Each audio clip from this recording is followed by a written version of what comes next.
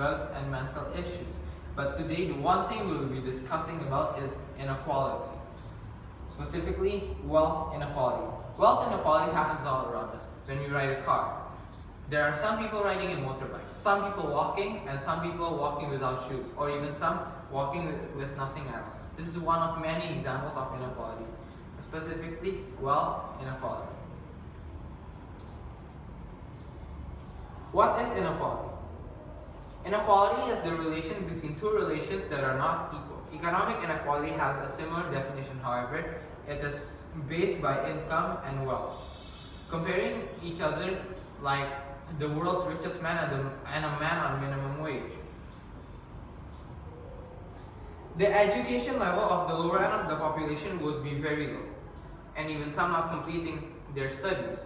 Teachers are also not very well qualified, as they will enroll in a government school or a local school, as they are not willing to pay for a high grade, and it's usually free. And even some students only reach until primary school education level.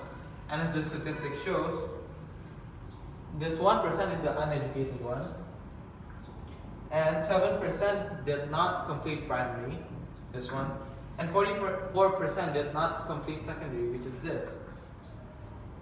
Over 51% of the learning population did not complete past secondary level.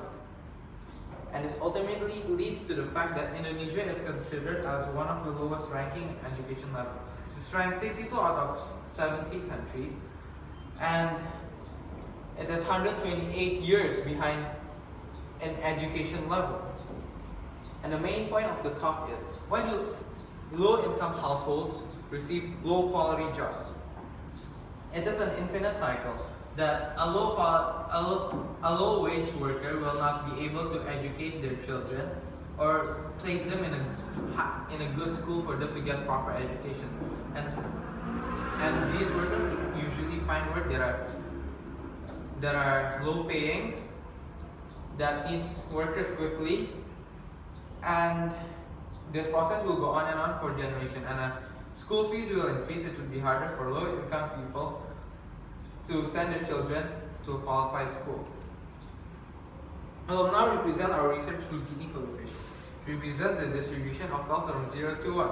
1 means everyone has equal wealth, and 0 means that only one person owns all the country's wealth.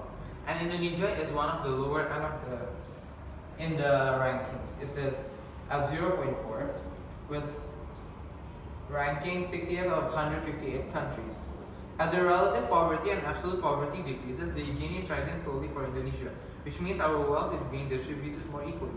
This shows even though the 99% earns more and more each year, the top 1% is earning much more than the other 99% every year.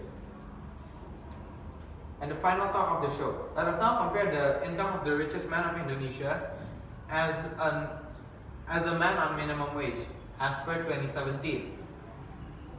This is Indonesia ranking 68 out of 158 countries. The net worth of the richest Indonesian man, which is the owner of Jarum, one of the top tobacco producers, is at $32.3 billion per year. That is around 32 trillion rupiah. And a man on minimum wage would have usually 3 million monthly, which means $36 million rupiah annually. It is around $2,500. Thank you.